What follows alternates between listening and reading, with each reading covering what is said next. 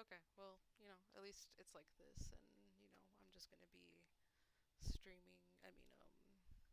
Cutting this, or just looking at the screen. Okay, all right, all right. Okay, I'm just gonna jump into it because we don't need to do any introductions yet.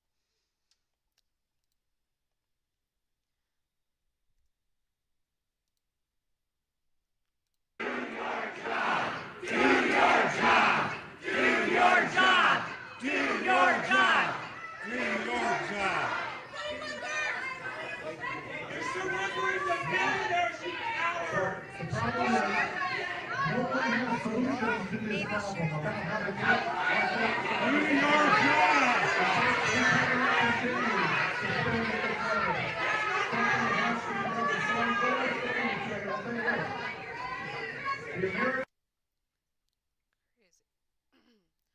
All right, so I want to start by covering this recent thing that Representative Jay Obernoltz. Let's start by doing a little bit of research into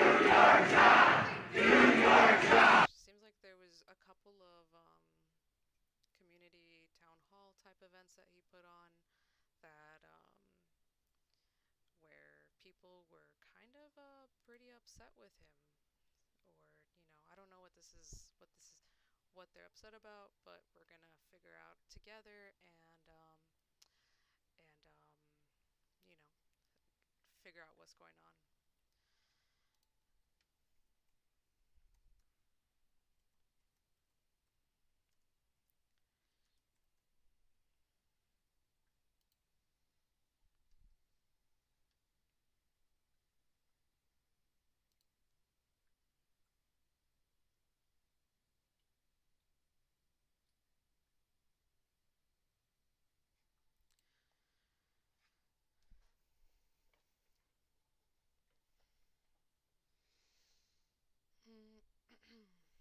All right, so seems like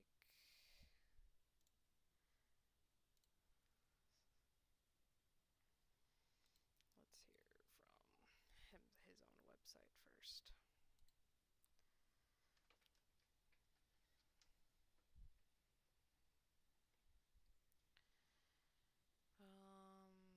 His press releases about committees and caucuses. Let's see. I know he covers the high desert area. Um, huh.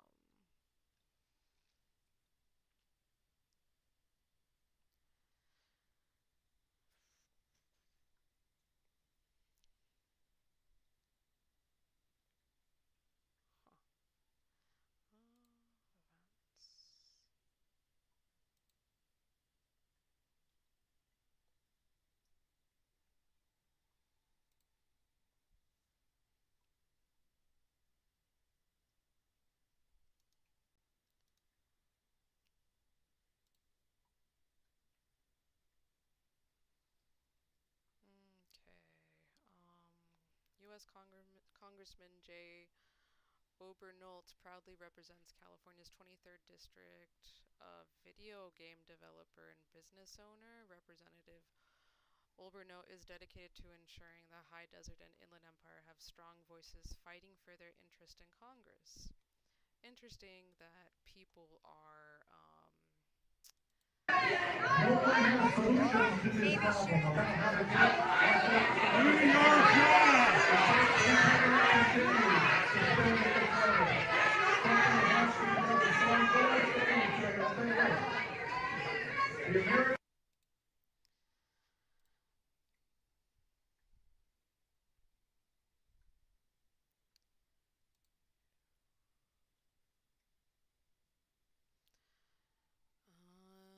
hands off Medicaid. Interesting. Here, let's check out the High Desert Star. Um, Local newspaper there, I think. Let's.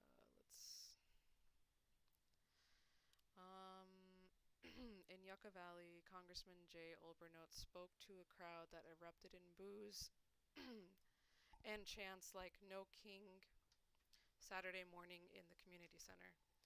I know there's a lot of angst and consideration over the changes right now, Olbernate said. I'll tell you this, the American people voted for a change in November, and change is what we're getting. The firing of 6 Joshua Tree National Park rangers, Republican budget proposal to cut food and medical benefits while extending tax cuts, and the power wielded by Elon Musk were on the top list of subjects for the crowd of well over than 200 people who filled the Yucca room. This community struggles with gainful employment. 6 jobs have already been lost. 29 Palms resident Joseph Candelera, kicking off the public questions, told Obernote. You talk about how the military isn't paid enough, so let's take away SNAP benefits. You know who uses SNAP benefits? Military communities, because we don't pay them enough. I'm sorry, what did I vote to take away, sir? You just said that I voted to take away SNAP benefits. What did I vote to take away for SNAP benefits? Olbernote is on the Congressional Budget Committee and voted yes on February 12th budget resolution that calls for at least 238 billion in cuts over 9 years to the program. The House Committee on Agriculture.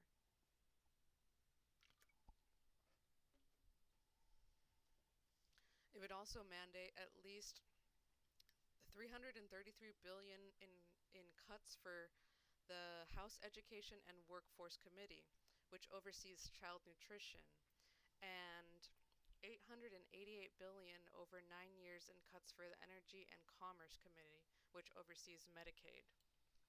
That's crazy. Because I know that a lot of people who live up in the high desert are lower income and rely heavily on a lot of these things. Like this gentleman said earlier, Joseph Caldera, that this community struggles with gainful employment. So, I don't know what's going on there. Um, Olbernote repeated several times that he thinks the federal deficit is too high. I think it's the single biggest existential threat facing our country today. Tax a billionaires, a person shouted from the audience. The fact that we're running a 2 trillion deficit is really disturbing, the congressman continued. In response to the questions about the National Park Service, Olbernote said he opposes the terminations, which he called layoffs. The employees were fired for cause via email stating, the department determined that you have failed to demonstrate fitness or qualifications for continued employment. Interesting. That's going to be a fight in the courts, I think. I think it was a mistake to lay off people in the national park system, Olbernote said. We pushed back and we're getting that mistake corrected. Interesting because it seems like maybe he's only doing this as in response to the backlash. So it's definitely showing that if people go out there and, make a ruckus, or I shouldn't say make a ruckus, when people go out there and speak their voices, they get heard, and, eventually, if there's enough people, they have to do some sort of action. It's just like any old business. That's customer service 101. If you have someone yelling at you, you're going to take care of that person first and foremost because you don't want everyone else to see that they're yelling at you. Um, Olberno also said the federal hiring freeze would be lifted for seasonal park workers. That's kind of weird because I would imagine seasonal park workers are just part time. So, does that mean that they're planning to replace probably full time employees with part time to save money, but still have them do the same amount of work, but just hire more people? Doesn't kind of make sense. I don't know. We'll see have to look more into that. So Congressman supports Musk efforts. Others at this meeting questioned Olber as Musk's role in the federal government. His access to data and cuts made jobs programs and his access to data and cuts made to job programs and workforces. He said, "As a member of Congress who holds the purse strings, how do you feel about an unelected, non-confirmed billionaire?" Heather Drake of 29 Palms started to ask. The rest of the question was drowned out by applause and cheers, but Olbernote understood her to mean Musk and the Department of Government Efficiency, that he said he supports their efforts. Alright, so now we're hearing that Representative Olbernote supports Musk and Doge. That's interesting. So he seems like he's doing just real people pleasing, saying that he supports that because it's probably popular for him to support, but also he's probably saying that,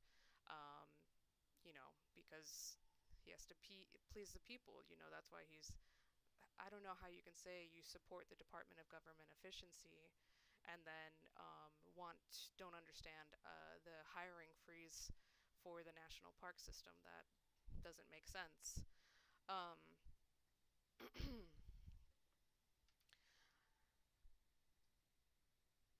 um, oh wow. Okay.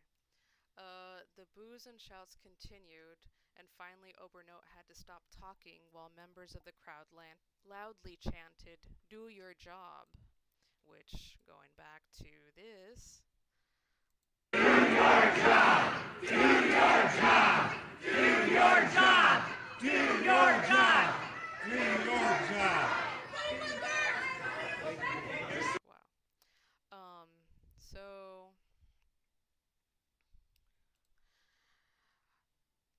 "Are you a Nazi? Are you a Nazi too?" Drake shouted at him as he passed to go back to her seat. "Nazi. I'm just here to say that billionaires should be taxed," another speaker said. "By raising the tax rate on the wealthiest people in America," she told Olbernote, "the deficit could be fixed." So it seems like a lot of people who came to this meeting have, pretty harsh, are having harsh economic times, Sounds like people who vote with their pocketbooks, just like we saw in the most recent election. It was that was the number one driver for people. That was the number one reason for why people voted the way they did. They said that the economy was really the most important thing, and they voted based on that. So a lot of people everywhere are thinking about their pocketbooks, thinking how they're going to pay rent, thinking of, $10 eggs, or however much they are now. Looks like this article's just a rest of other comments, but how are you going to protect the Constitution? I'd be very curious to see how the representative answered that, because he supports Musk and Doge. A federal judge granted a preliminary injunction blocking Doge from accessing private information in the Treasury Department records. Olbernote pointed out that ruling as an example of checks and balances. Let's run that back. A federal judge granted a preliminary injunction blocking Doge from accessing private information in the Treasury Department records. Olbernote pointed out that ruling as an example of checks and balances. Yes, it is an example of checks and balances, but do you support those checks and balances, Representative Olbernote, or are you just admitting that there is checks and balances in place and it's not going as well for Mr. Musk as we would have all hoped? I heavily support, cutting cutting money where money needs to be cut. But these are life these are things that people really depend on. Let's go over this. Morongo Valley residents ask about the tower. Sarah Fernandez of Morongo Valley asked about Trump's January 20th executive order that affects how the National Environment Policy Act is enforced. The order revoked the powers of the Council of Environmental Quality to regulate implementation of NEPA and order the council to propose rescinding its existing environmental regulations. Fernandez was concerned how that would affect the Morongo Valley, where a 200-foot tall cell service tower is proposed on the Bureau of Land Management property.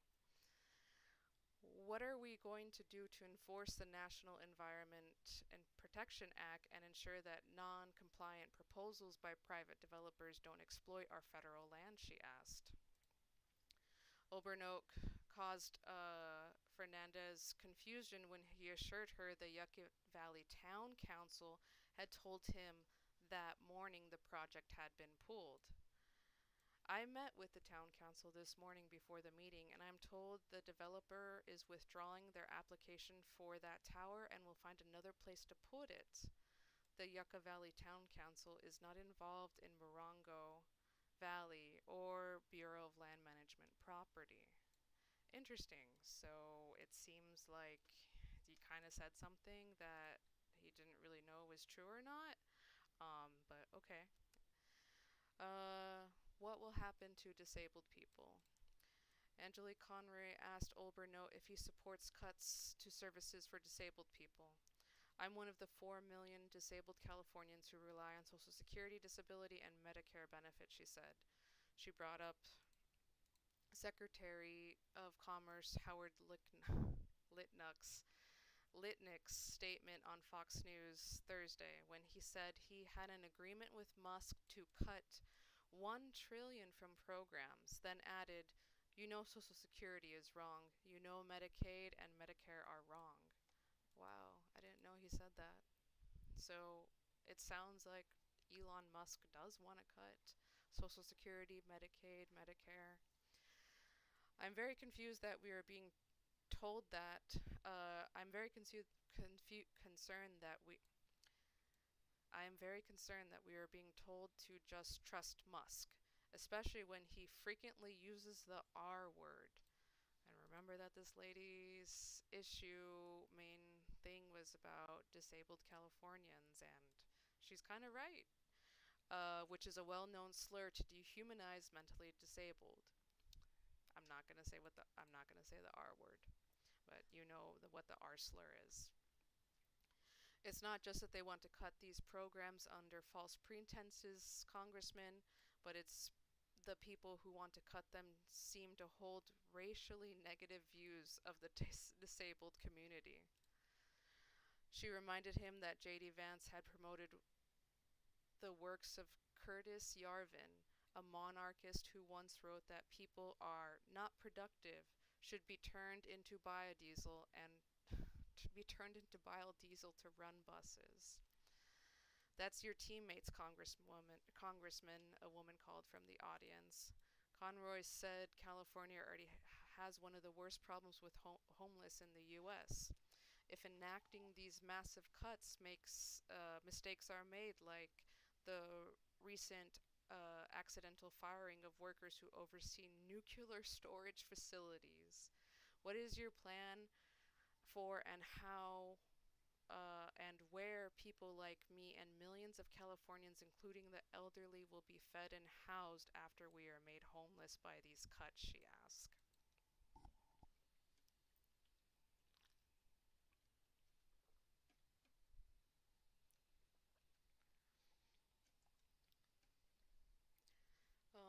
There has been a lot of angst and consternation about programs that everyone relies on, like Social Security, Medicare. Let's just look up what this word is. amazement or dismay that hinders or throws into confusion. Consternation. Okay. All right.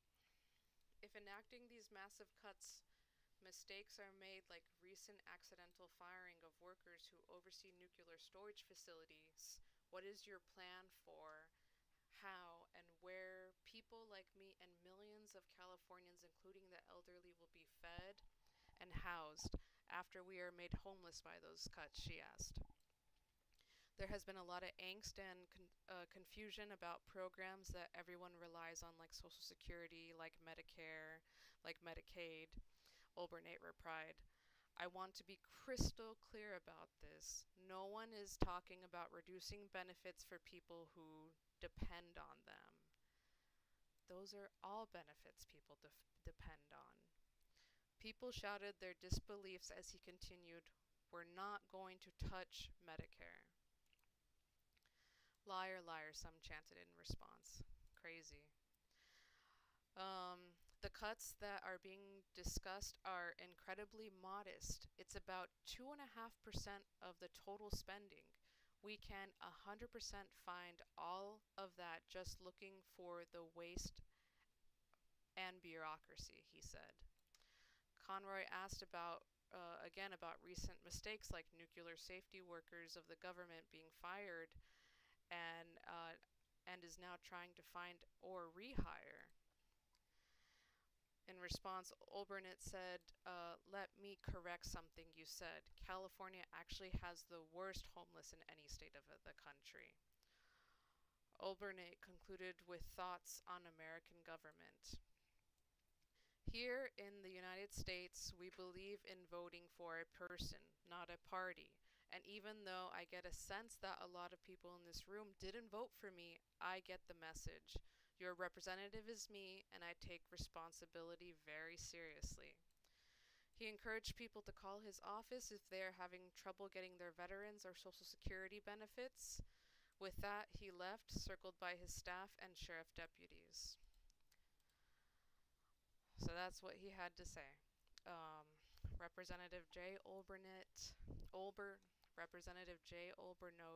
said, here in the United States, we believe in voting for a person, not a party. And even though I get the sense that a lot of people in this room didn't vote for me, I got the message. Crazy. So I hope that he starts, maybe taking into consideration about what he is going to be supporting. And maybe not being so publicly open about supporting Doge. It's scaring these people. Now let's look a little bit into his party, since he says, his participation in the Republican Party. I don't know how much. I don't know too much about him, so it seems like it's not going pretty well. But he holds a BS in a Bachelor of Science in Engineering and Applied Sciences from California Institute of Technology, a Master's in Science in Artificial Intelligence from the University of California, Los Angeles. Okay. First off, okay. So he's definitely a tech guy. Did he grow up in the high desert? I don't know. Oh, no, he serves on the board of Big Bear Lake Fire Protection, Mojave. Oof, he's on a lot of boards, but I guess most people are. Most people in his level.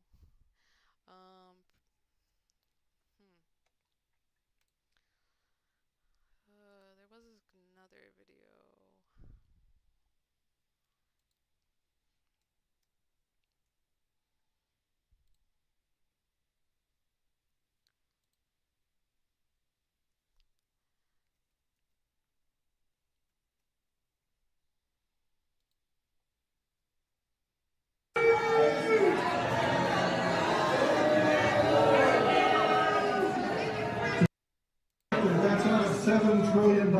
federal spending. So that means to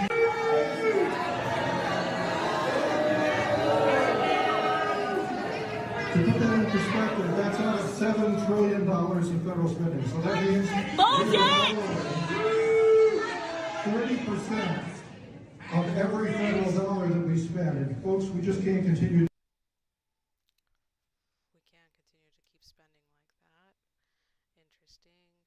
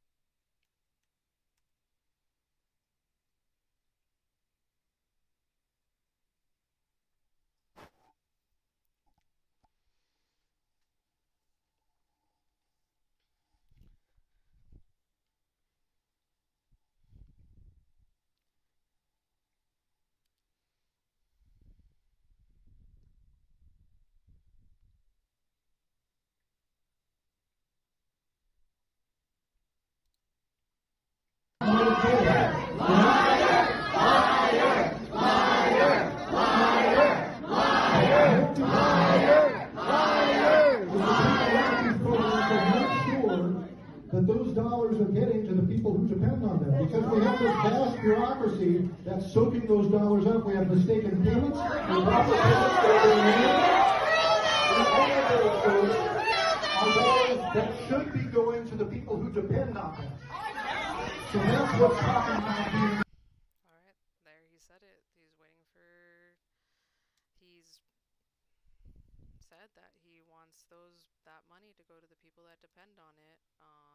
But it sounded like quite a few people in the audience didn't really believe him.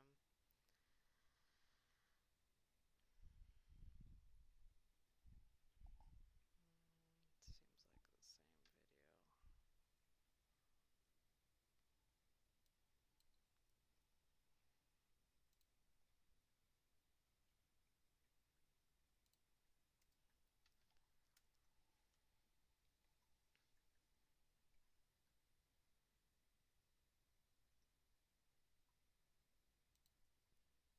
Gentleman from California, Mr. Obernolte, for his 5 minutes of questioning. Well, thank you, Mr. Chairman.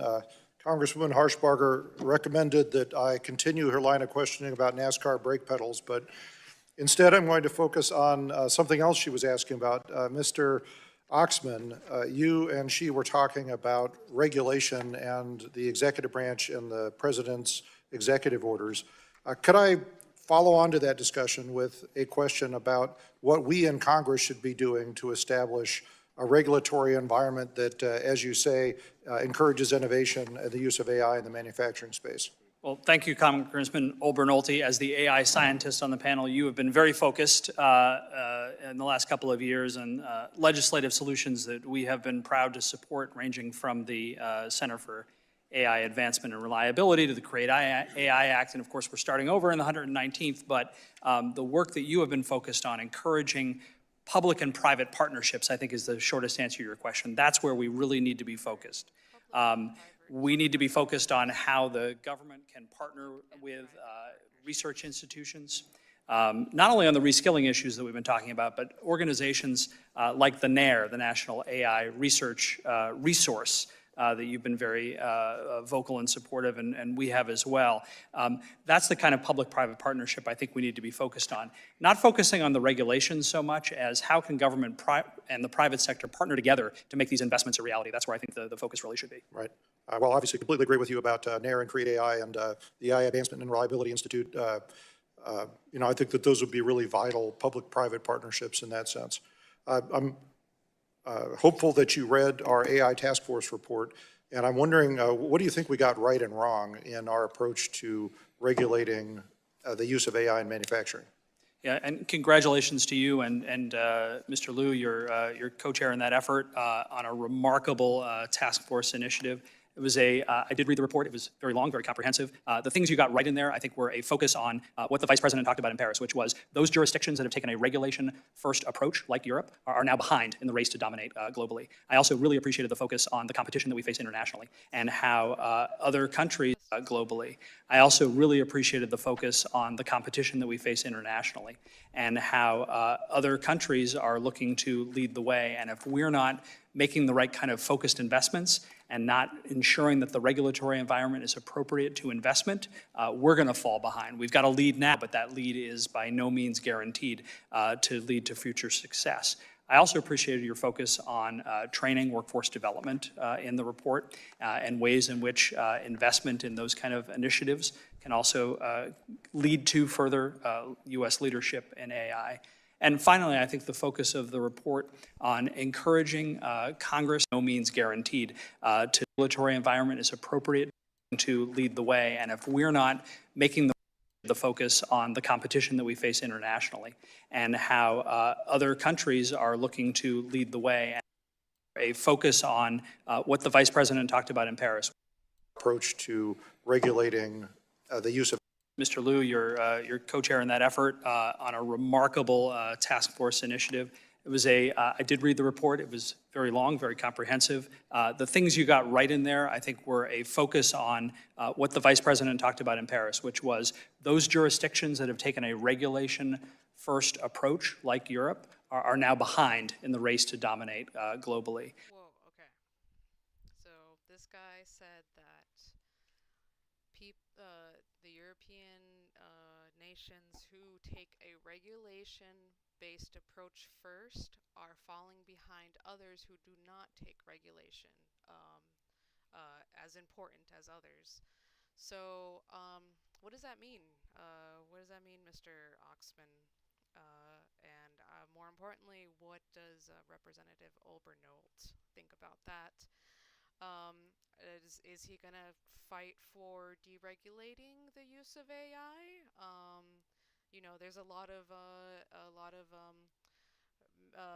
manufacture or warehouse. There's a lot of warehouses in the Inland Empire that could put a lot of people out of work if AI replaces them. So I don't know what that means.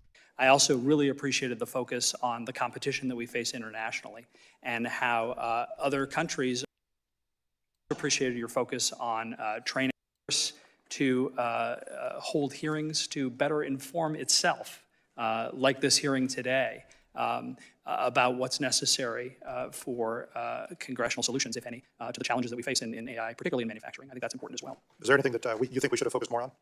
I think if I had to pick one area that more focus could have been on, it would be on how we can solve energy issues. I think you certainly touched on it in the report, but I think we've seen just in recent months since the report came out that energy issues have become more prominent, particularly for data center construction. And I think we have an opportunity to look at this not only from the energy pathway side, but also the regulatory side about permitting and the way in which energy is authorized for use for data centers for AI. I think that's going to be an issue for U.S. leadership going forward. I think that's going to be an important issue for Congress to focus on as well. Yeah, I agree with you.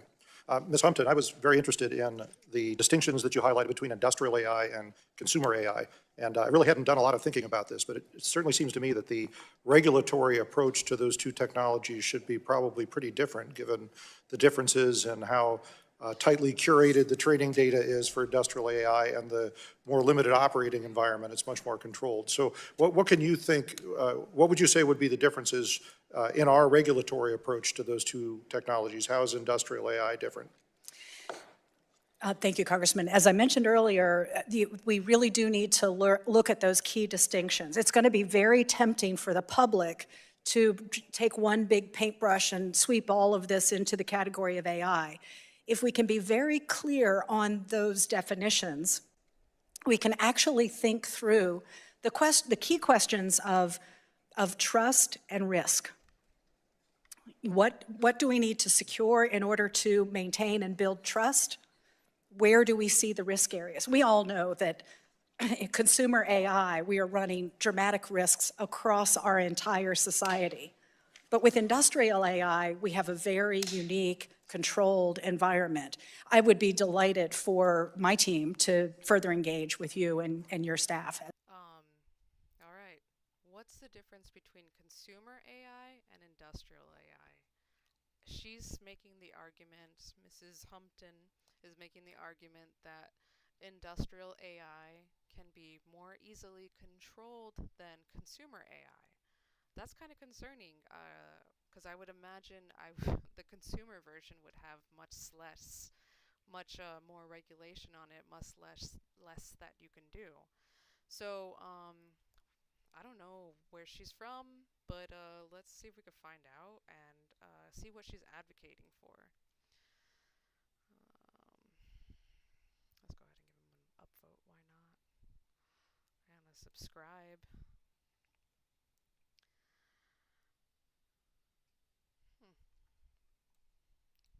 Gentleman from California, Mr. Obernolte, for his 5 minutes of questioning. Well, thank you, Mr. Chairman. Congresswoman Harshbarger recommended that I continue her line of questioning about NASCAR brake pedals, but instead I'm going to focus on something else she was asking about. Mr. Oxman, you and she Okay, interesting.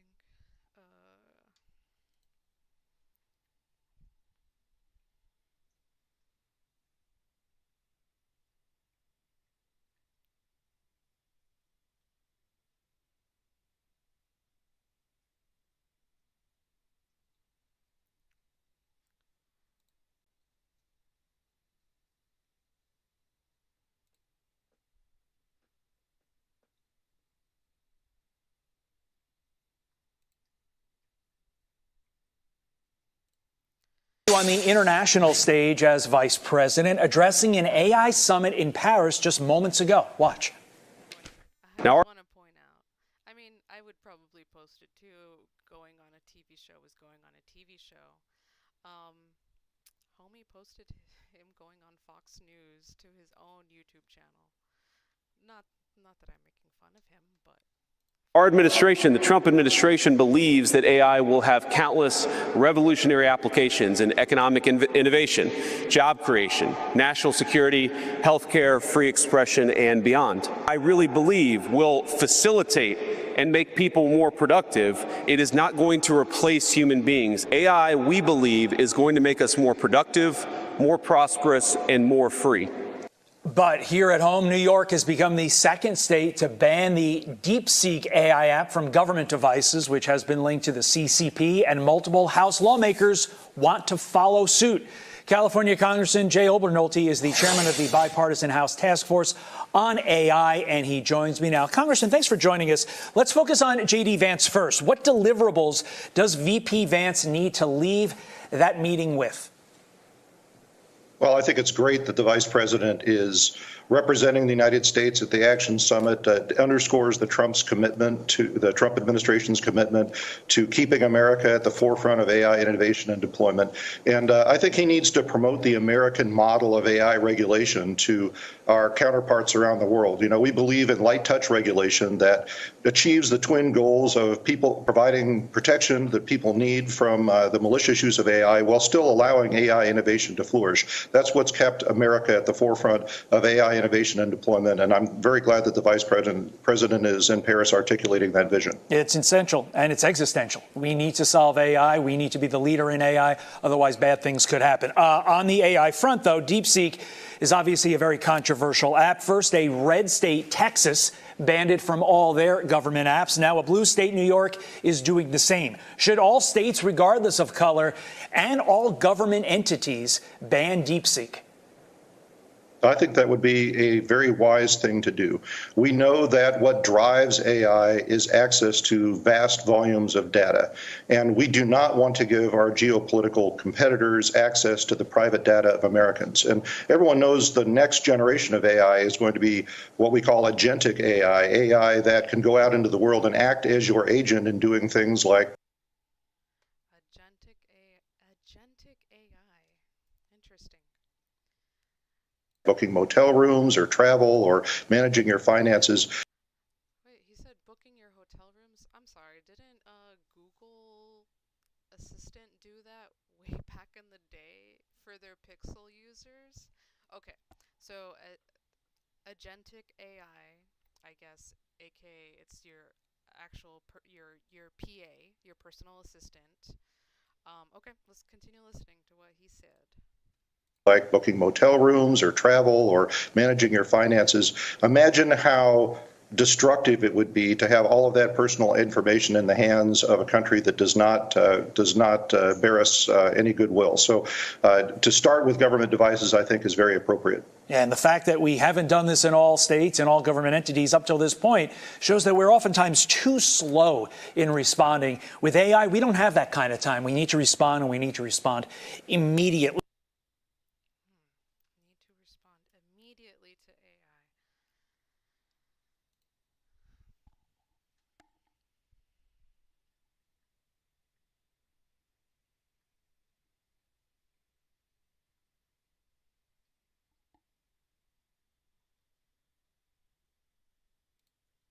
To AI.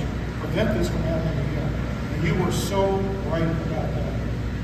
Just last year, a couple months ago in October, they put out a fire, a line fire in my district. It was over twice as big as the Palisades fire. And they put it out less than a mile from my house in an area where we had done thinning. And they stopped the fire, Mr. President, on a fire break that we had built a couple of years ago. We have an area just on the other side of my community that hasn't been thinned in decades because it's being held up by a lawsuit from an environmental group that says we're going to reduce habitat.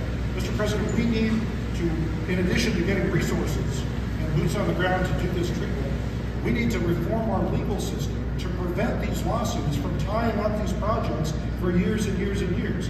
And not to say that the merit shouldn't be heard, but we need to hear them and we need to move on and resolve them. Is this a state group, state or federal group? This is a local group, actually, Mr. President, but they have help from the state. They use the environment to make themselves feel good, and they're destroying our country. And you've got to, at some point, you've got to put your foot down. I know exactly what you're talking. You have local and state groups, and you have federal groups too. And you got to fight them the right way, because you will never, even if the mayor gives, you're going to have a local group come in and sue. You're not allowed to go on your property. They're going to talk about asbestos and every other thing. They want to go on their property and they want to clean out their property. And you cannot let anything get in their way. And you'll have this place built up quickly, beautifully. It'll be more beautiful. All right, so seems like kind of likes to talk to Trump. Not a bad thing necessarily, but you know, he seems like he's definitely falling in line with the person and the party.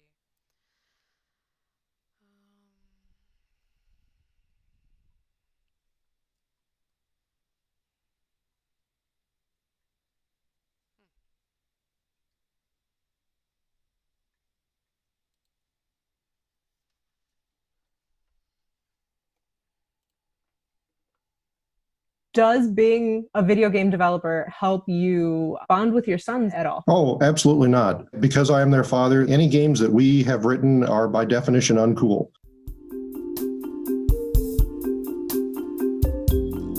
I love the people in my district. It is very rural. These are people who sometimes really struggle economically. Most of my district is very reliant on sectors of the economy such as travel and tourism that have been hit especially hard by the coronavirus crisis. So I've got a lot of constituents that are hurting right now. California, just today we passed over 3,800 active cases. Look at what we went through in California over the last year with police reform to talk about what a nonpartisan issue police reform is. If you look at the whole ideological political divide and you look at the different reforms that various parts of the spectrum are supporting, 90% of those reforms I think everyone supports. I actually think that the partisanship you're talking about is an illusion. It's like a lot of things where it's, you know, the people take the 30,000 foot view and they think that we all walk around the halls of Congress with R's or D's floating over our head. And that was my perspective before I was elected to the legislature in California. But when I got there, I realized we came from very different walks of life sometimes. We had very different political philosophies sometimes, but that we could work together if we all focused on the fact that we serve on the same team. You know, we may disagree sometimes on what we need to do next, but that doesn't detract from the fact that we're on the same team. You know, the only thing that I don't hear people talking very much about is how intimidating it is to come in as a freshman member of Congress. It's incredibly intimidating to come into a place like the Capitol and think that we're going to be casting those votes that are going to influence the direction of the country. And I had not anticipated that after 15 years of public service. You know, I thought that that feeling was behind me, but very much not. Did you get? I need to know what video games he made. Let's find out.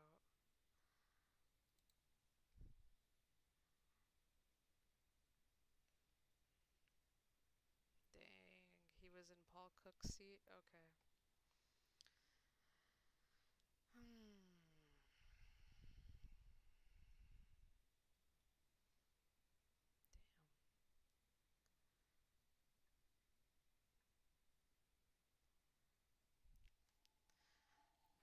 Honestly, what video games, homie?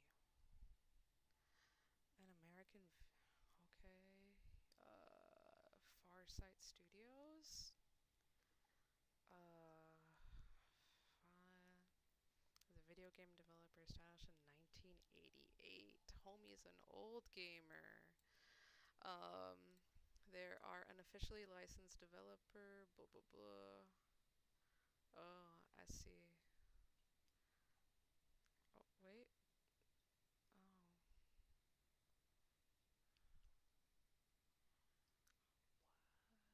What?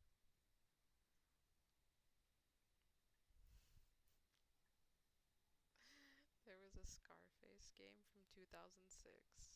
I don't remember it.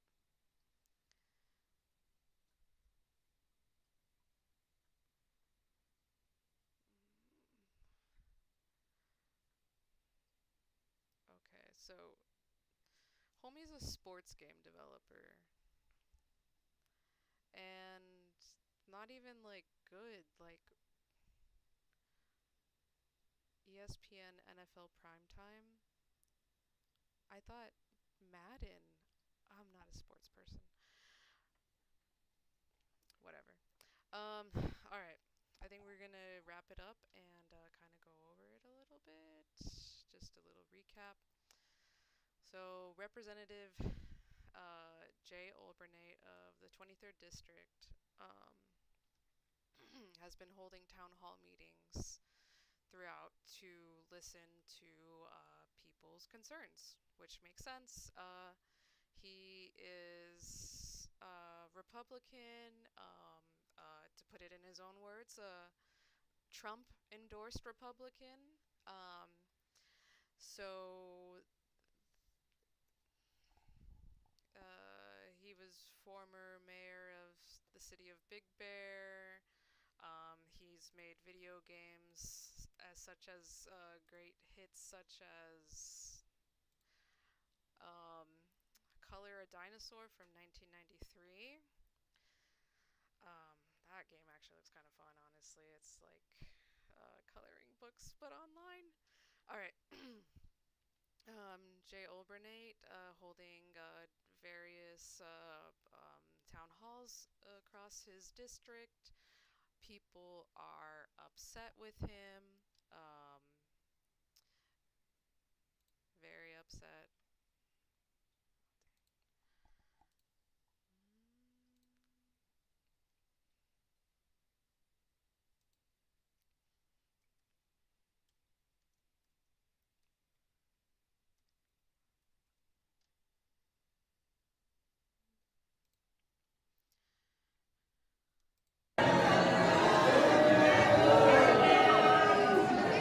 To put that in perspective, that's out of $7 trillion in federal spending. So that means 40% of every federal dollar that we spend. And folks, we just can't continue.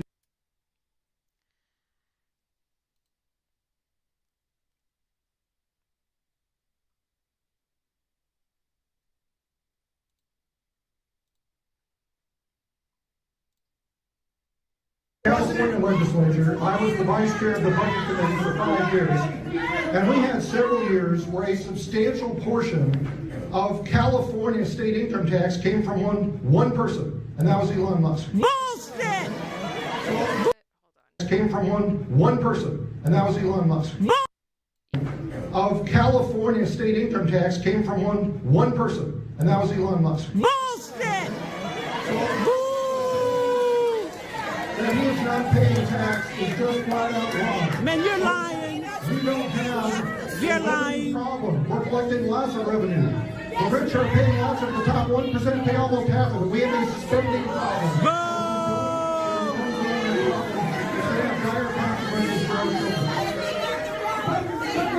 I think you're giving statistics that don't mean anything, because what percentage did Elon Musk pay? What percentage of his income?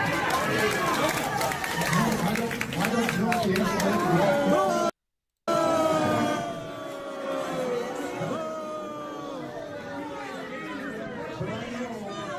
When I was on the budget committee in the legislature, that just Elon Musk made up a substantial portion of all the revenue.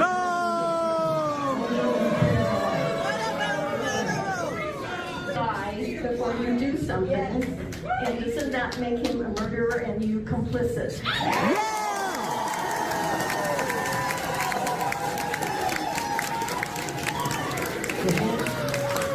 Over the changes that are being made by the Trump administration, over the changes that are being made by the Trump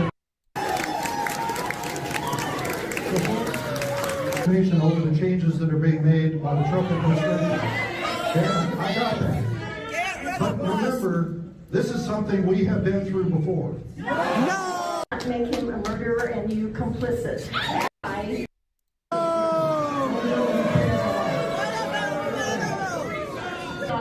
Before you do something, and doesn't that make him a murderer and you complicit?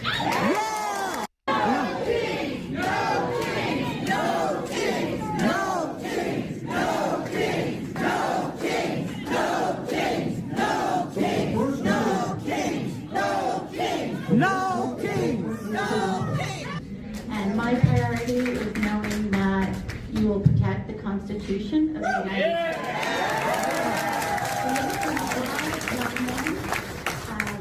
And I don't think just being happy for what's being done with no consideration of how the executive branch is working across against Congress is acceptable. How are you going to protect the Constitution? And you know what? I completely agree with you. Our system of democracy is based on, as the gentlelady said, a system of checks and balances. We're supposed to have 3 different branches of government that provide checks against each other. Then why are you letting Trump rough ride over you? And this has happened throughout the history of our country. Once in a while, we have a branch that tries to seize more power than they're entitled to. And it's up to the other 2 branches to push back. And you know what? It looks like we finally got an answer to that. He said that sometimes branches of government get more power than they should, and that's what the other branches are there to do that. The other branches are there to limit that. While yes, that's completely true, you are in one of those branches of government that should be checking the executive branch. So what's up with that? You seems like you're helping the executive branch. I think you owe us a little explanation.